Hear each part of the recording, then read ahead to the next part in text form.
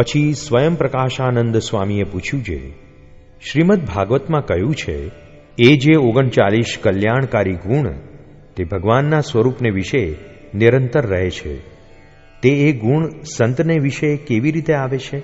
પછી શ્રીજી મહારાજ બોલ્યા છે, એ ગુણ સંતમાં આવ્યાનું કારણ તો એ છે જે એને ભગવાનના સ્વરૂપનો યથાર્થ નિશ્ચય થાય, તો એ કલ્યાણકારી ગુણ ભગવાનના છે તે સંતમાં આવે છે.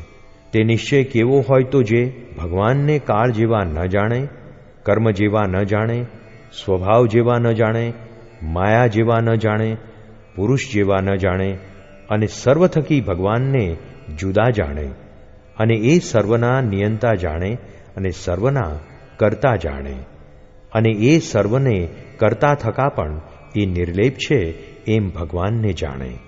અને એવી રીતે જે પ્રત્યક્ષ ભગવાનના સ્વરૂપનો નિશ્ચય કર્યો છે તે કોઈ રીતે કરીને ડગે નહીં.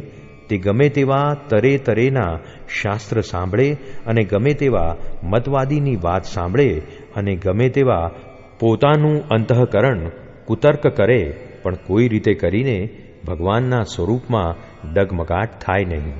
એવી જાતનો જેને ભગવાનના સ્વરૂપનો નિશ્ચય હોય તેને ભગવાનનો સંબંધ થયો કહેવાય.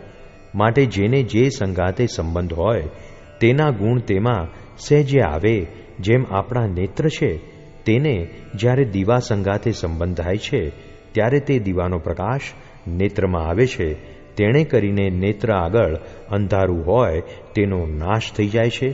તેમ જેને ભગવાનના સ્વરૂપનો દ્રઢ નિશ્ચય કરીને સંબંધ થાય છે તેને વિશે ભગવાનના કલ્યાણકારી ગુણ આવે છે. પછી જેમ ભગવાન સર્વ પ્રકારે નિર્બંધ છે અને જે ચાહે તે કરવાને સમર્થ છે, તેમ એ ભક્ત પણ અતિશય સમર્થ થાય છે અને નિર્બંધ થાય છે.